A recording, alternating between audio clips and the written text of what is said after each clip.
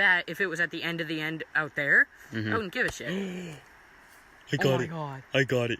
You I did? got it. You did? Hey, you! It's Slender.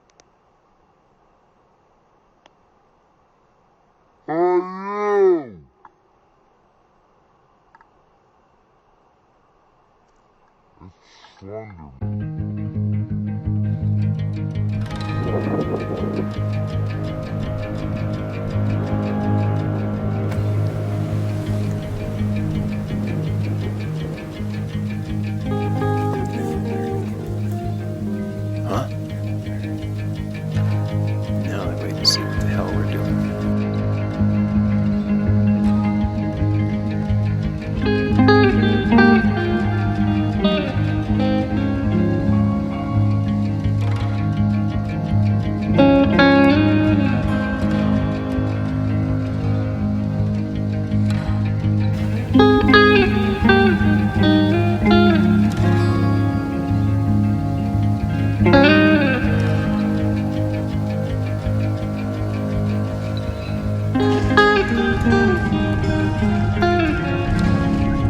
Slide right up.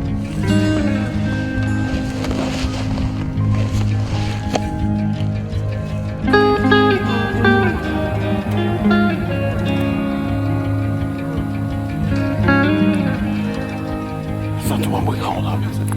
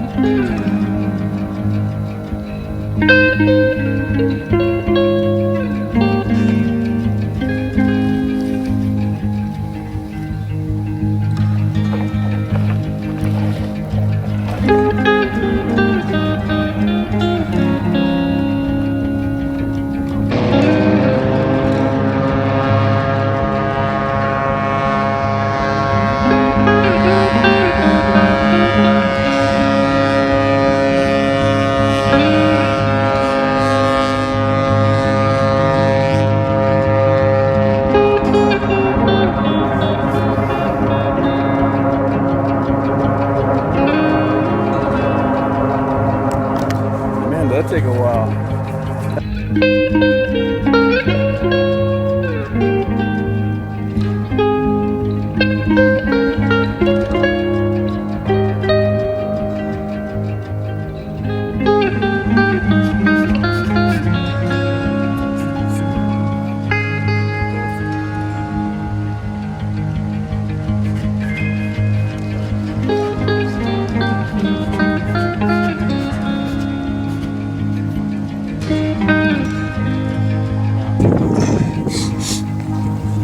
And this is how you come down.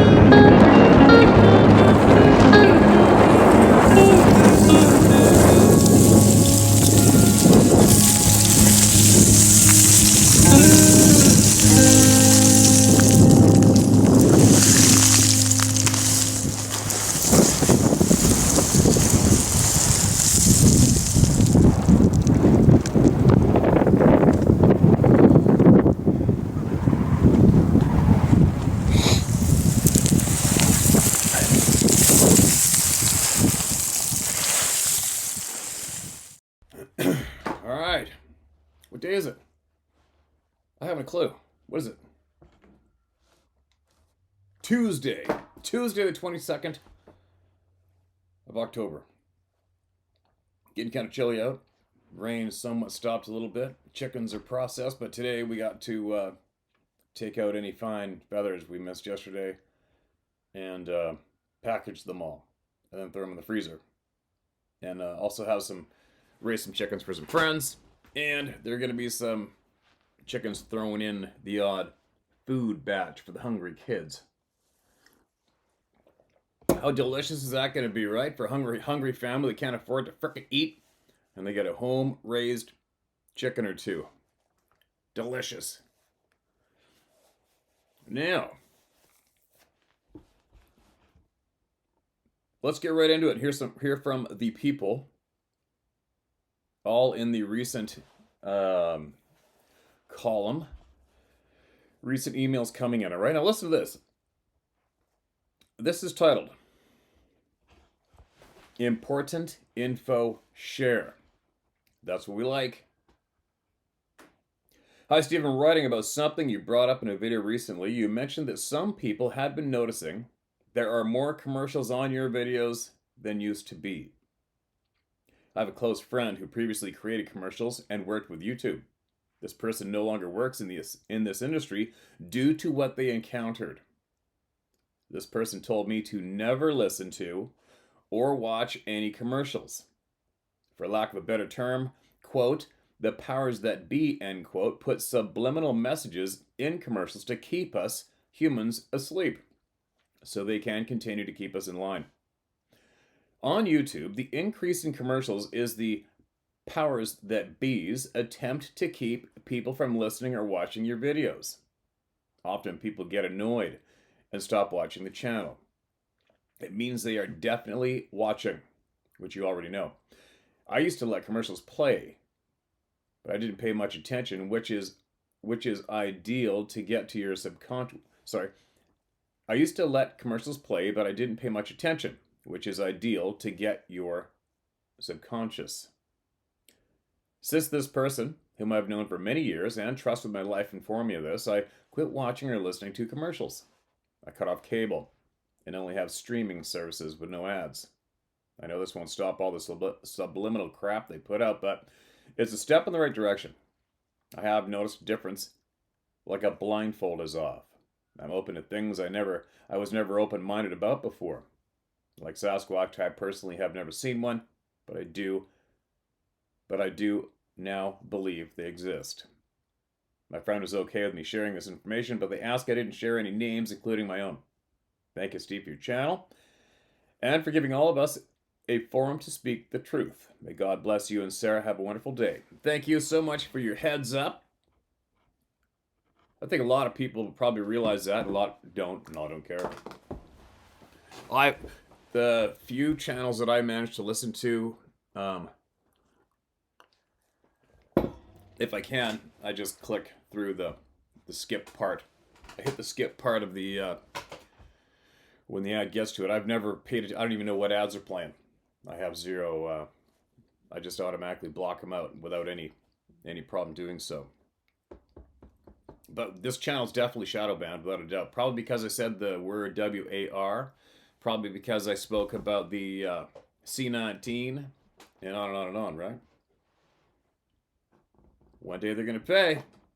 One day they're going to pay. I'll bite my lip. Appreciate your time.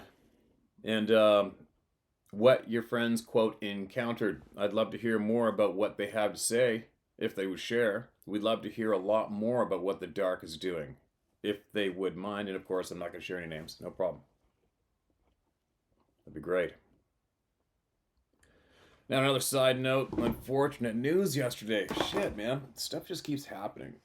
We had that man go missing, fellow hunter where I hunt in Chetwynd. If it wasn't a two-day drive for me to get there. So, it's not like I can go out and start searching for the guy. If he was right here, I'd be at it. But I can't. So, anyway, the river that you guys watch me fishing in, and I share that river with you, all this rain blew it up. And a man we know in our community on the coast, I guess the river came up. It's a pretty mellow river normally, but once they rage. And the river came up and swept his truck off of the road. The road was covered. I guess he tried to go for it, and he got swept off. Died. And then another truck came. Another man from the same deal. And we don't know yet, but he may have tried to save the original driver, maybe. And he died too. Yesterday. Sad times.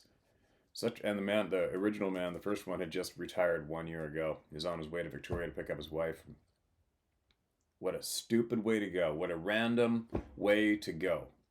And I guess there was a dog on the other side of the river barking and freaking out when other drivers came along and saw the dog. And apparently they actually went across. Somebody swam across the damn river to go get him. I'm guessing the dog was with one of the trucks. Shitty deal, right? I mean, I drive that road nonstop. It's a remote logging road. It takes about, I don't know, hour and a half to get out to that coastal community where I keep my boat. Lots of people drive it, but there's no cell service along it. And it's a logging road. And what the point I'm getting at sharing that is when I always tell everybody, do what you love to do. Excuse me, do what you love to do. Make sure.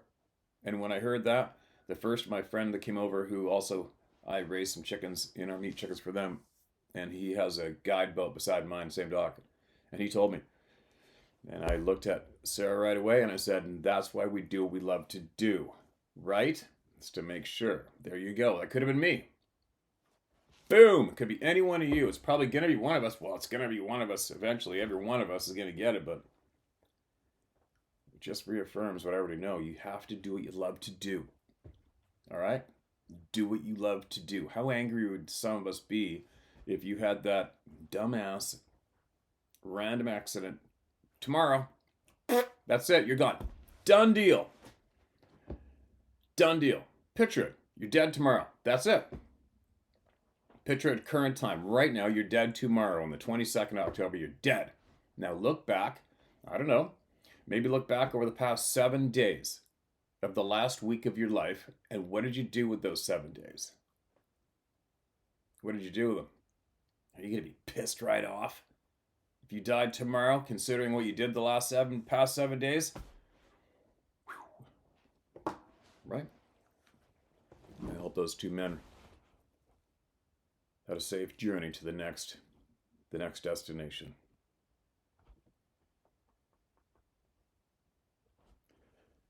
Next email. Quinnell.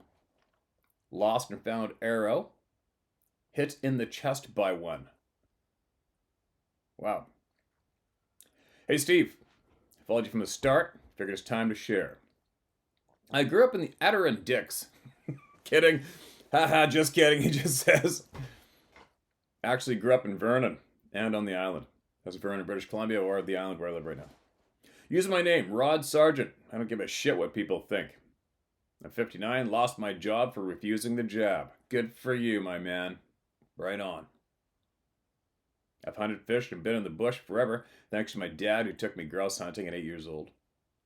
And Dad spent years in the hell of the Burma jungle in World War II. He lost all of his friends fighting for our freedoms.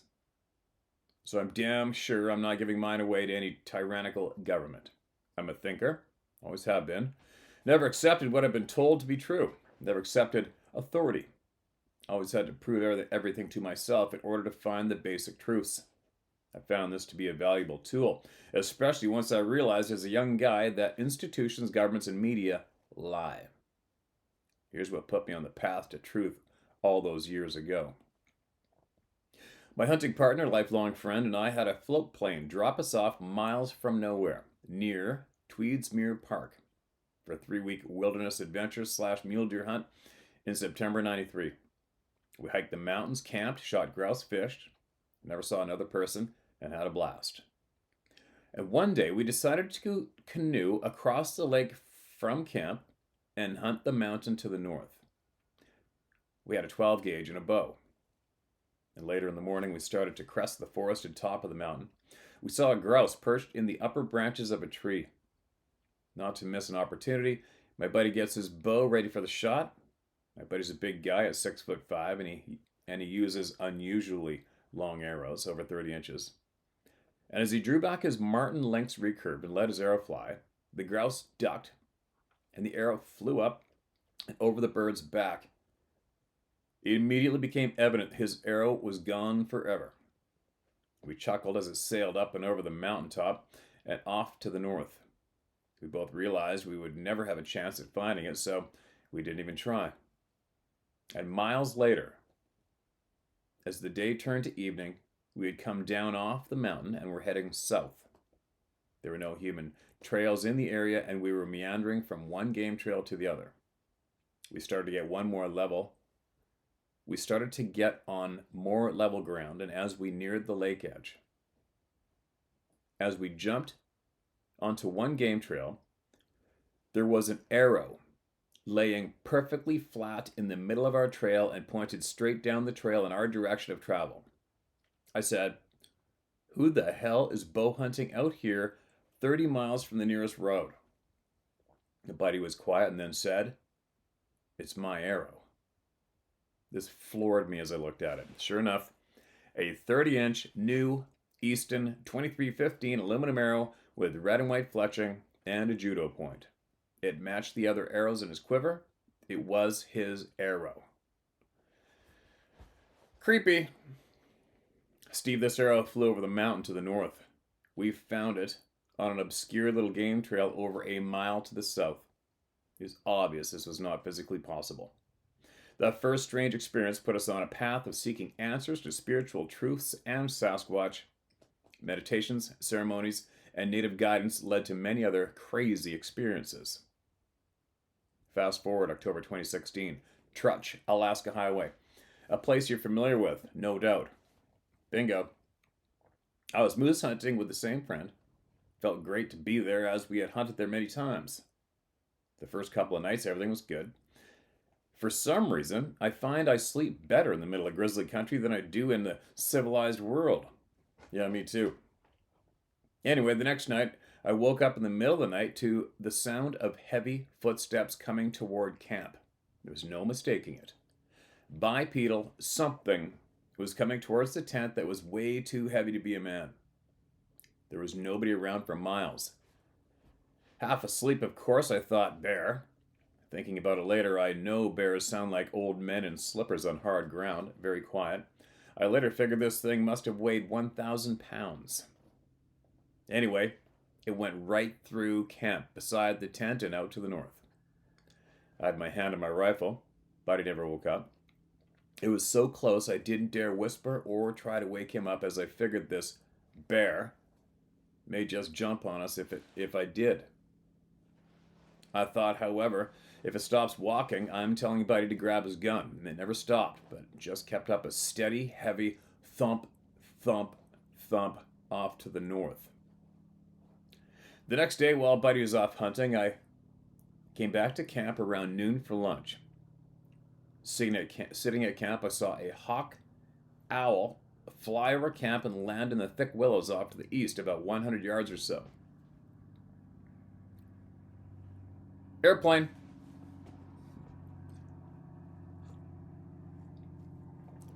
Sounds like a beaver. Float plane.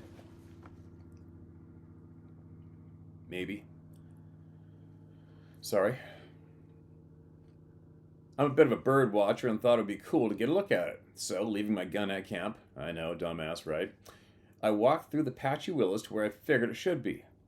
My attention was quickly drawn to the north as the tall willows were being pushed aside by something big coming straight for me about 40 yards away. Ooh. Of course, again, I thought grizzly, as the place is full of them. And it was on course to walk right into me, and there was no place to hide and no trees to climb. I instinctively just ran my ass straight for camp. I heard this thing start running behind me. I knew I had no chance, but strangely, I felt no fear. I raced through the willows, thinking of exactly where my gun was and the shortest way to it. And as all this flashed through my mind, I could hear the bear veer off to the left and run towards the south. I didn't dare look behind me, as I was running at full speed while trying to negotiate all the rough ground and thick willow. I thought, that's weird for a bear to break away like that. I ripped into camp, grabbed my gun, and tried to process what the hell was happening. I thought about it for a minute and decided to go after it to try to see exactly what it was. I went a couple hundred yards in the bush and could hear it moving around back there, but staying out of sight in the timber. I got creeped out at this point because I felt like it was hiding.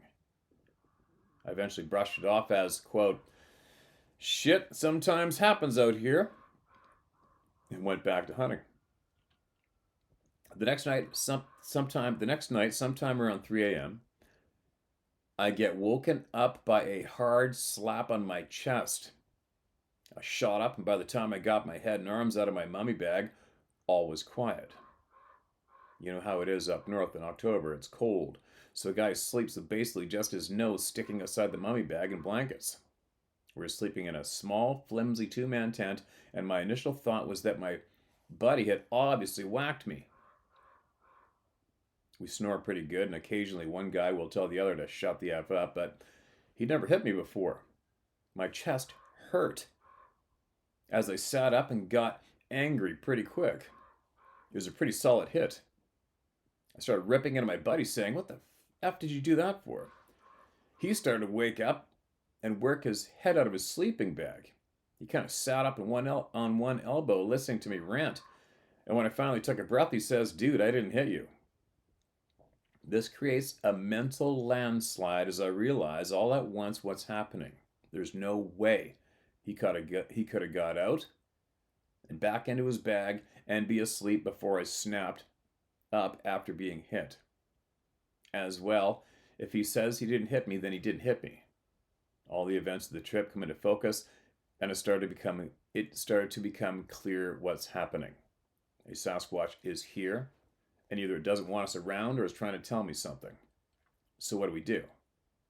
Well, we went hunting, of course. Hey, it's moose hunting, right? We hunted together for the morning and talked about it all. At noon, we got back to camp, packed up, and left. We decided it was better to be safe than sorry. It certainly could have been worse when you think these things could pop your head off like they're flipping a coin. So, Sasquatch is only part of this 35-year quest to discover the truths in life. I've left out a lot. Yeah, there's also the government lies, societal brainwashing, propagandized people, globalist control, fake media, global reset BS, climate BS, man-made pandemics and wars, and governments willing to kill their own people to further their agendas. And through it all, these Sasquatch people have been present. Yes, they have. And more. These beings are part of the truth being hidden from us, right alongside cures for illnesses and suppressed free energy systems. The same people that keep us arguing over wind and solar or oil and gas are the same dirtbags that hide the free energy systems that would give free energy to everyone and eliminate pollution. Agreed. I listened to every story I could on the Sasquatch people. I delved deeper and deeper into the spiritual truths of life, shamanism, healing, and the ever-present unseen energies that make up the universe around us. It became evident that the deeper levels of consciousness that shamans use for healing, spirit travel, all-knowing, weather control, body control, etc., were the same abilities and skills that kept popping up in the Sasquatch accounts. Science recognizes the 4 levels of consciousness that the shamans operate within. It became obvious Sasquatch were utilizing the same energies from the same universal consciousness to master the same abilities necessary for their survival. We label these mystical abilities that shamans, healers, and yogis have as sacred or spiritual. To the Sasquatch, those abilities may just be another survival skill. Perhaps they all learned them as youngsters and they're no big deal to them. No religious context needed. No doubt we could do the same. The more these beings have increased their presence in my life, the more I've accepted them. Rocks being thrown across game cameras, trees across the trails, tree knocks, visions, and other communication. It's become apparent, and it may be true, that these beings are much more important to us than just a compelling mystery. They may actually hold the knowledge and truths that our society obviously needs to survive. We seem to be a lost people, having been led down a distorted path, lacking in truth, and guided by evil bastards out to put people under an iron boot for their own greed and power. I think we're flooded with fear, conditioned to be satisfied with the scraps from Longshank's table as we circled the drain This conditioning keeps us vibrating at the lowest possible frequency. Why should these beings come down to our vibrational level to communicate? Perhaps it's our responsibility to bring ourselves up to theirs. Maybe there aren't many people that could handle their beliefs being shattered and realizing that their reality isn't real at all. That's what I think the slap on my chest was about. Sort of wake up your heart. If it wanted to hurt me, it certainly could have. So it's something else. I used to think the government kept quiet about these people to protect logging and mining and the oil and gas industries. And now I think they keep it hidden so we don't realize our true potential as people. Agreed. Take care, Steve. Quinnell's halfway point to the piece. Feel free to drop in on your way north for a moose steak and a place to crash for the night. There's a lot more to share. Cheers, Rod. Appreciate it, Rod. Appreciate it, man. And the invite. The knowledge shared. Appreciate it all.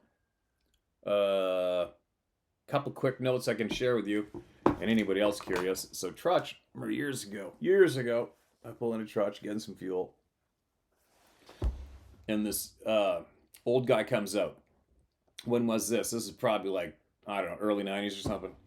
And this old guy comes. He looks like he's about 6'4" or something, 6'5". And he starts pumping the diesel. It's one of those old pumps, you know, that puts the nozzle in the truck. And it's like, pa-ting, pa-ting, pa-ting, you know, those old fuel pumps. And he goes, "Yo, hunting?" I go, "Yeah." Well, actually, coming back from guiding, whatever I was doing. I go, "Oh, you want to see a picture of a 250-pound wolf?" I kind of started half laughing, like, "Yeah, sure, man. You got a picture of a 250-pound wolf, huh? Yeah, let's see it."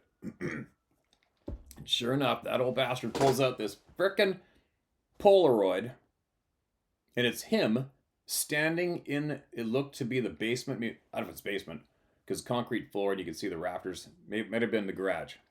Whatever. And that old fart's standing there. And this wolf, he's 6'5", 6'4", whatever. And this wolf, back legs, back paws, kneecap. He's hanging from the back knees from the rafters. And his neck and head are laying flat on the concrete floor beside him. And he's standing right beside it. I could not frickin' believe my eyeballs. It was like, what? Holy shit. Out of all the wolves I had my hands on, the largest one I ever got, I think, was like 133 pounds or something. That was a monster. A monster. Big, huge wolf is a 130 pounder. That's a hammer. So you imagine? Imagine a pack of those suckers? But anyway, it's like any other species. You always get that rare, monstrous specimen of each species, including humans. Just look at the wrestlers, right? Whatever. Andre the Giant. Every species has its own freak show. And on Quinnell and stopping by, you know what I normally do? The only place I'll stay in a hotel on my way up, day one, is usually that Quinnell Sandman. Because the parking lot, as far as I'm concerned, the only safe one to park in with all your shit. Nobody's going to bust in there and rob from you. But that's where I typically stay. If I can't stay there, I blow through. And then I'll hit the Sandman or the Pomeroy. This side of the Heart, you know, across the bridge in Prince George hanging left, and that's where I'll stay. If I don't have a trailer. And I can park my truck next to the hotel by the entrance. Because so much stuff gets stolen the length of this province, it is not even, it's just sad. But anyway, man, you never know. If when I'm leaving here, I'm leaving here probably the end of the month to head up. Solo. But yeah, I'd like to hear more. If you want to email more, sure, man. Appreciate it. Appreciate your time. You're learning. I mean, you have learned. We're on the same page. Okay. I think you might agree that these people don't need to save us from shit. They're just going to hang out and watch us come and go like they've watched us come and go probably a few times, I'm guessing. And who knows? Maybe I'm right, maybe I'm wrong. This next email is titled Running Out of Time, Brother. Uh-oh. Hi, Steve. It's Grey Wolf here. I shared your name with you in my original emails and asked you to only use my nickname. I think you must have you meant I shared my name with you in my original emails and asked you to, or nickname? Typo. And asked you to only use my nickname. I'm changing my mind. My name is Eric. Oh my God, Eric, I apologize ahead of time if I butcher your last name. Trujillo? Trujillo. And there it is for you in the world. I'm humbly asking if you can find my email and possibly read it early, as I don't have long left according to my doctors. I have diastolic heart failure and stage 5 kidney failure. That sucks. And am legally blind, so typing these is agony, as you would expect. I'd like to humbly ask the listeners if they could help to pray for my healing, as I am only 46 years old and still have faith and hope that I can somehow survive. I greatly appreciate the prayers first and foremost, and if possible, if you could read my original email sent from the same address that I had so much trouble getting out due to every time I tried to send it from my tablet, a virus would magically be attached, making it unsendable. For the first time in my life of sending emails, that only happened to that email, attempting to send to sharemystoryhowtohunt.com. Thank you from the bottom of my heart, Steve. Love and prayer to each and every listener around the world. Gratefully, your friend, Eric Trujillo. Eric, you're getting absolutely hammered on with prayers from around the globe right now. Guaranteed. A lot is coming your way right this very second. Now give me 1 second to see if I got the internet going in here. Give me 1 second, see if I can find that email. Okay, Eric, I just did a search with your name in my inbox, and that's all I got. Whoops, why is this not focusing on me? Shit. Oh, come on. Seriously? What, hit the screen? God damn it. I got one. All I got is this email you just sent in the whole inbox. You see that? Why is that glowing like a son of a bee? Nothing I can do here. Shit. Anyway, I just searched the inbox. There's only one there. Now, please, if you can, please, just go into your sent folder of your emails.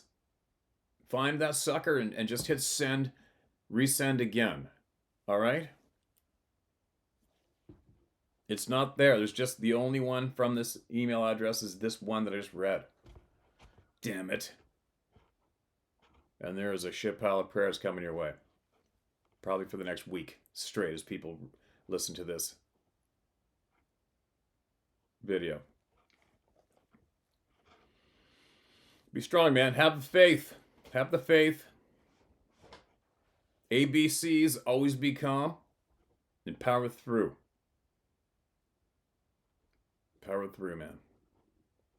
Email that email back to me, okay? Just all you got to do is find it in your sent folders and hit resend, okay?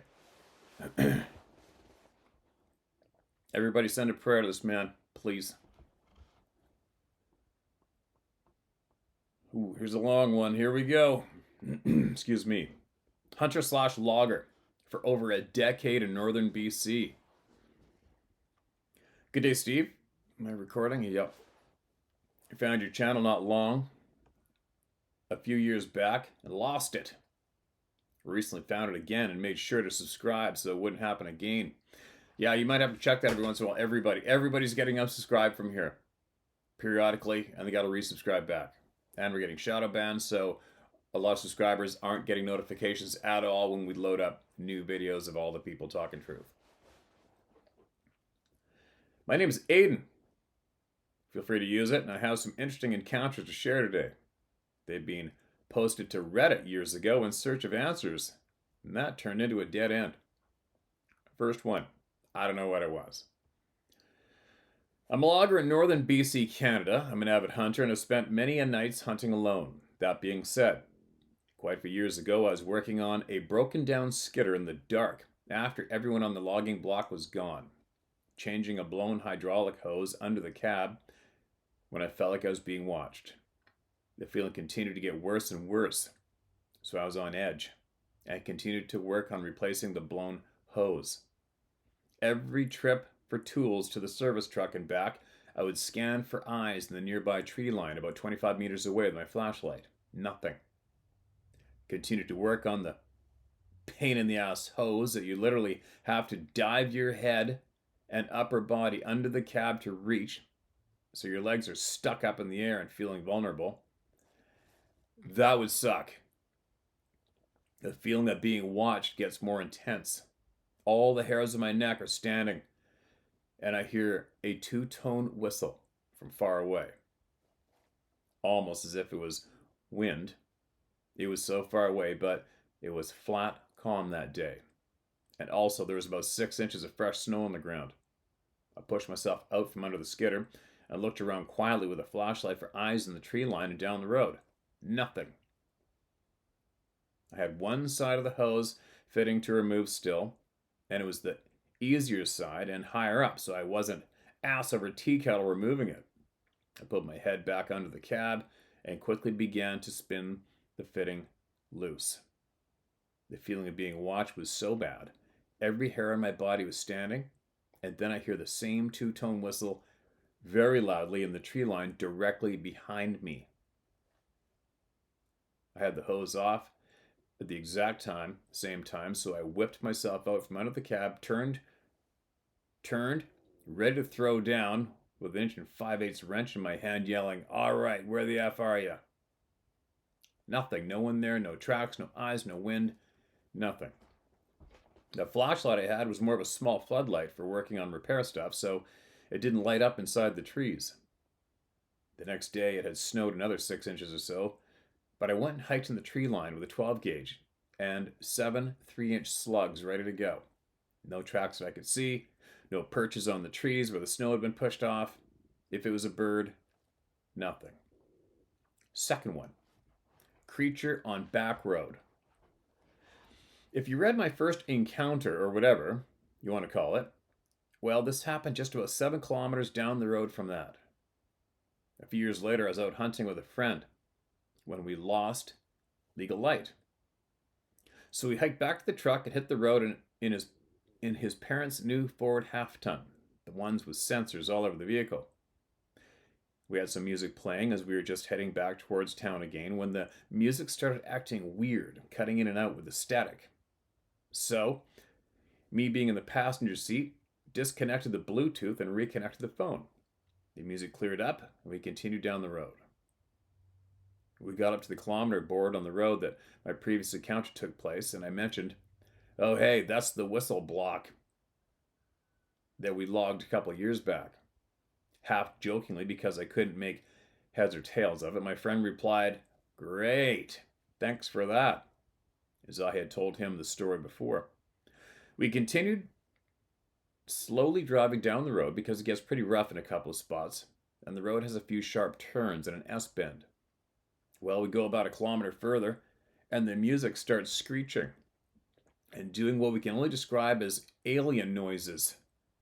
So I disconnect the Bluetooth again, and my friend says, "Oh, Mom's got a cord in here." So he stops and gets the cord for me. I plug the phone in and play music again. Another kilometer down the road, and the phone goes ape shit. And I mean loud alien squealing and sounds similar to that shitty dial-up internet noise from the 90s. We had started into the S-band when this was happening, and we shut the music off completely as we were driving still, making the one half of the S-turn, and then we both look up from the music. We both look up from the music deck/screen, and the headlight illuminated a figure standing in the middle of the road. So we swerve and take the ditch a bit, still going probably 30 kilometers an hour, and get the truck back on the road. We continue coasting down the road as we were both in awe after just seeing a flash of this thing. I finally say, after what seemed like 5 quiet minutes, "Man, did you just see?"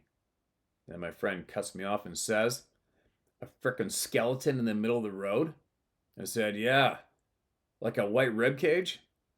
And a deer skull for a face?" He finishes. I said, "Turn around. What the F was that? Does someone need our help?" not thinking that we're in the middle of nowhere with no vehicles around or any that we had passed from other hunters. It was early season and no one bow hunts here anyways. My friend said, "I'm not turning around. I feel sick, like I'm going to throw up." And he continued driving. We didn't see another vehicle until we hit pavement again. It was taller than the pickup by easily a couple feet. I'm 6'1" and my forehead is at the top of the window for reference. It has a black surrounding the white of the bones, with long arms half stretched to its sides, as if it was saying, "Try and hit me." I watched this thing pass the passenger window and stared up at it as we wailed by it. And it was definitely three-dimensional, tall, with long arms, and dark.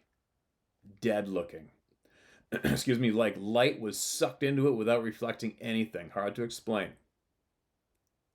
When we hit the service again, my friend received a text message from his mother saying, "What did you two idiots hit in my brand new truck?" I guess the new Fords send near accident reports to the owner when the sensors pick up something. I'm an old school Chevy guy, so I don't know. Haha. Yeah, I'll never be at that level with vehicles. I've never even heard of that myself. The only thing I can find online that resembles what we both saw is a Wendigo, without the antlers. Or the headlights didn't illuminate them anyway. I've heard multiple tree knocks while out on logging roads once everyone is gone, and I'm still out there performing repairs on equipment. A few times I've had my Freightliner service truck shook while I was napping on the way home from the block, as if someone jumped off the back bumper of the pickup, and the service truck weighs north of 66,000 pounds, tooled up. Recently, things have been happening too close to home in my family. It's getting me more concerned and honestly more angry than anything. I am interested in what this is, but I want it to have nothing to do with my family. We live on 6 acres of wooded property in a small rural town. My wife and I were outside after the kids were in bed. It was dark, and we both heard clear as day, "Mama," come out of the bush. The hair stood up all over my body, but the even more weird thing is that it was our oldest son's voice. She looked at me worried and turned toward the trees and said our son's name. I quickly grabbed her arm and said, "Stop, check the baby monitor." She did, and he was still asleep in his bed. We had the camera for our youngest son displayed on the monitor, and the sound was off, so there's no way it was the boys through the monitor. And again, we are over an acre away from the house. I then hurriedly told my wife to get in the house and pushed her in front of me to put myself between whatever the F just said that and the door to our house. I checked the area with a bright flashlight once we were on the deck and didn't see or hear anything again. Thanks for sharing encounters and stories. Your work is much appreciated. There you go. There's another holy shit email, right? Appreciate that, Aiden.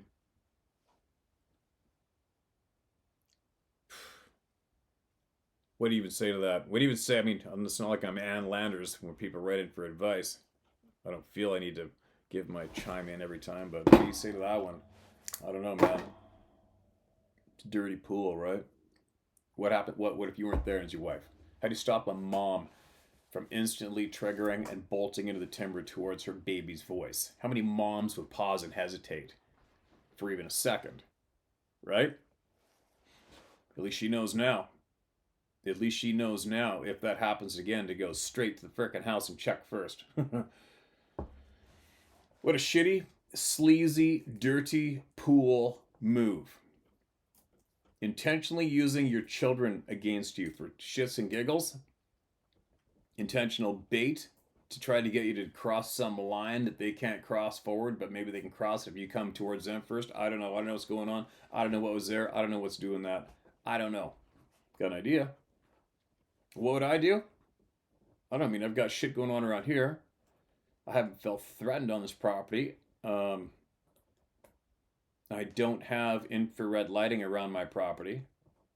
If shit ramped up on my property, I would put IR lights blazing out around the timber here from my house and from right here at the shop. I would do that for sure.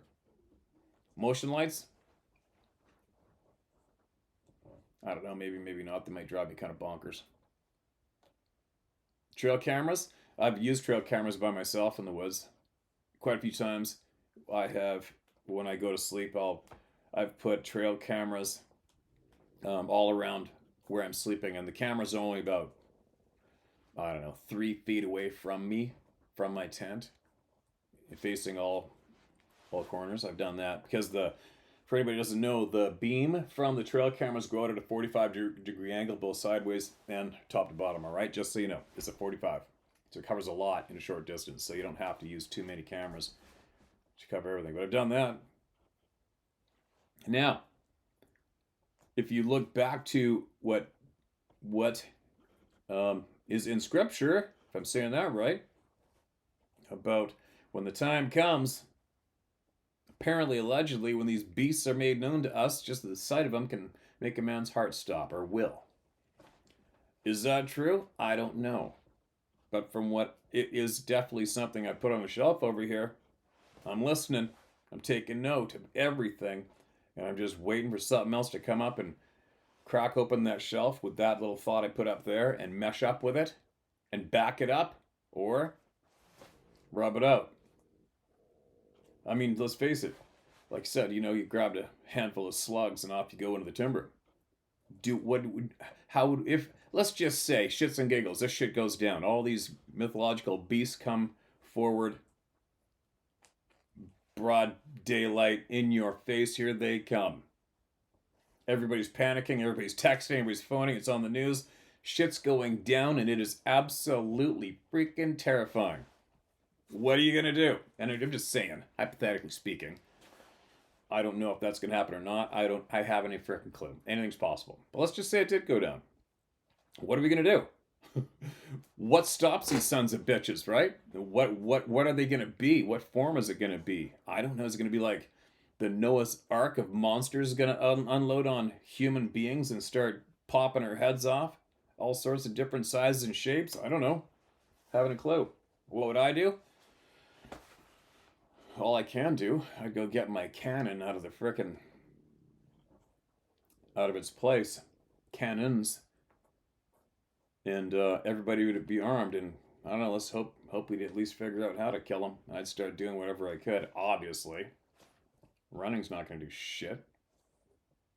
It's just something bizarre to think about. Or is it bizarre? Because the more truth we tell each other, the more we learn that it's possible. Anything's possible now if you are listening to each other speak and nobody else, right? Meaning no mainstream news organization that gets money to talk. We're listening to each other. We're learning from each other, from what each other's seeing and hearing. So going by just from all of us and all of our truths, I think we can all should be able to agree right about now that anything's possible. Anything is possible. Whatever we've been raised to believe in that effing classroom isn't possible. Ram it up their asses. They just didn't let us know. That's the only difference, right? In that stupid shit-eating school system. So much they didn't let us know. Right? That's all I have to say about that establishment. The shit they didn't let us know about. Man, I hope they swing for that. Slowly. Loose knots. High up the ground.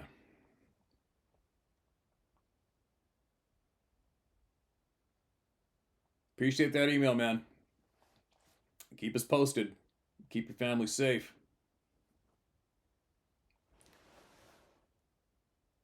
All right, here we go. I'll probably flub this name. Itasca County Deer Hunting 2000. Itasca. Itasca. Whatever. Hello, everyone. My name is Todd Scoville. Use my name as I don't give a damn, and I don't give a damn. I'm in the club and I return anyways. I started a group after I started 2 your videos to help reach out to people around the Minnesota-Canadian border with to get the stories out. It's on Facebook. I won't mention the name because I know you won't do that. Right? Anyways, to my story. It was the third day of deer hunting, and I got out of my stand early as always, as it was quite a walk. There's thick cedar swamp behind me, and ash swale in front of me. I got out there 1.5 hours early, so I didn't get all sweaty and got settled in for the day. We usually sit all day from dark till dark. About 6:45 in the morning, I started getting this feeling of dread and anxiety. Anxious, my heart feeling like it was going to explode. I felt like I was being watched. But I sat there anyway. And I'm like, it's in my head. I got a gun, nothing to worry about. I noticed the deer run had changed from earlier in the fall to 50 yards further out away from where I usually ran and curve away from the cedar swamp instead of into. And I'm like, that's weird. When the sun came up, but oh well. Meanwhile, that feeling kept getting worse and worse. Finally, about 10:30, I had enough. And packed, got down, started walking out. I could hear something in the cedars following me. I never could see it. But I stopped, it stopped. I start walking, it started. Then it would break a stick every now and then. It followed 3/4 of the way out. After that feeling went away, my dad was sitting on the power line right where my trail comes out, and he looked confused, as I usually sit all day in a 2-person stand. So I crawled up with him, didn't say a word. The next weekend I went back to that stand, felt watched, but didn't have any issues after that. I don't know why it was just that one time I had issues, but I just keep going out there year after year. Felt watched, but no issues after that. My other family members wouldn't go out there, said it felt weird back there. I got many deer back there. It left the liver and the gut pile for them. Shot 1 deer and left. Anyways, that's my story. God bless you and Sarah, family, and your pup, Trump 24. P.S. Obama and Biden and regime are criminals. Criminal bastards need to be hung. Well, from the information that I've seen, I agree. Now, what is up with the following us? I mean, now that I suggested the creepy side of the shit that's going down.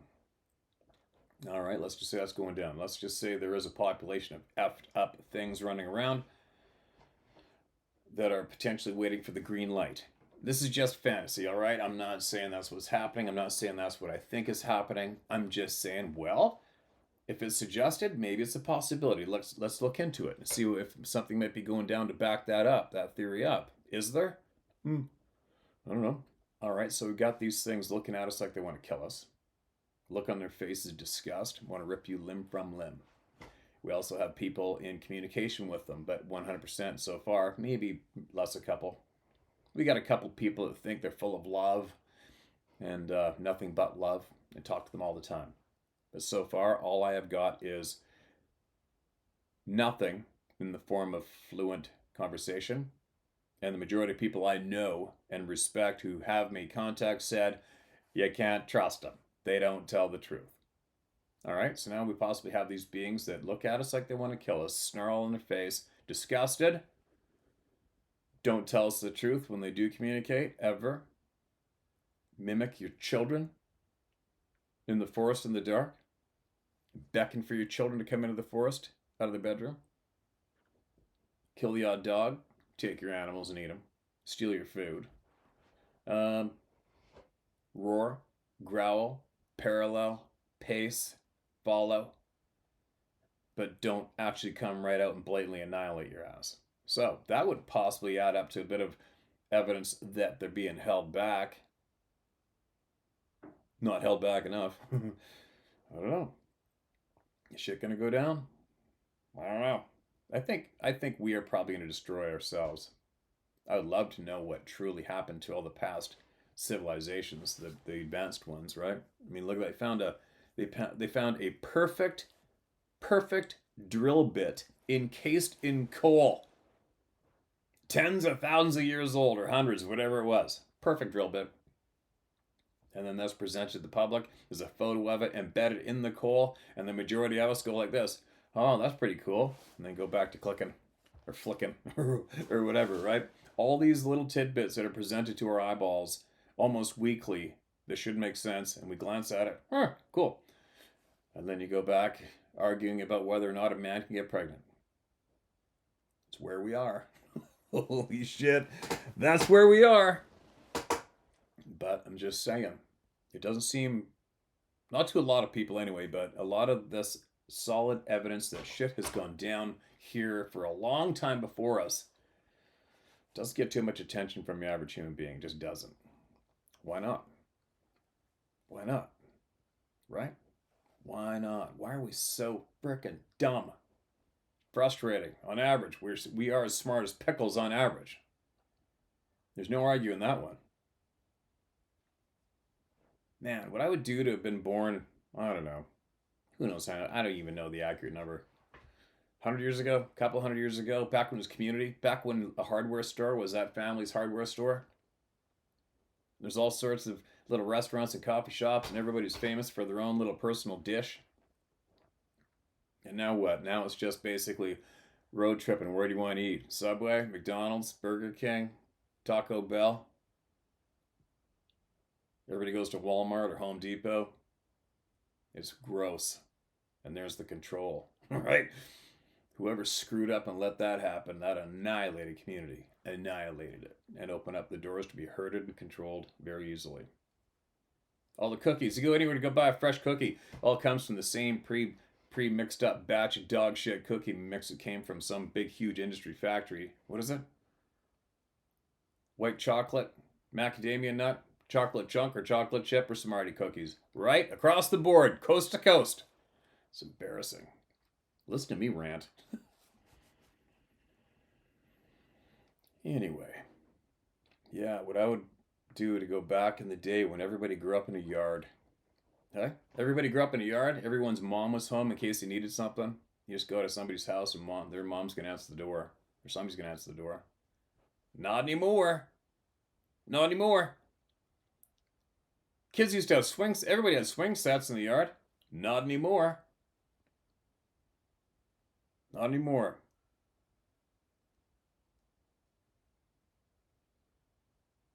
Yeah. Yeah, it's shitty. Kind of shitty, right? Anyway, but there's still a lot of good in life, right? There's still a lot of good. There's a lot of great things in life. A lot of great people. We still have our minds. We can talk. We can learn. Hopefully pursue your passions. Hopefully still. Even though today it's just normal procedure now. You have a kid and then you celebrate getting daycare.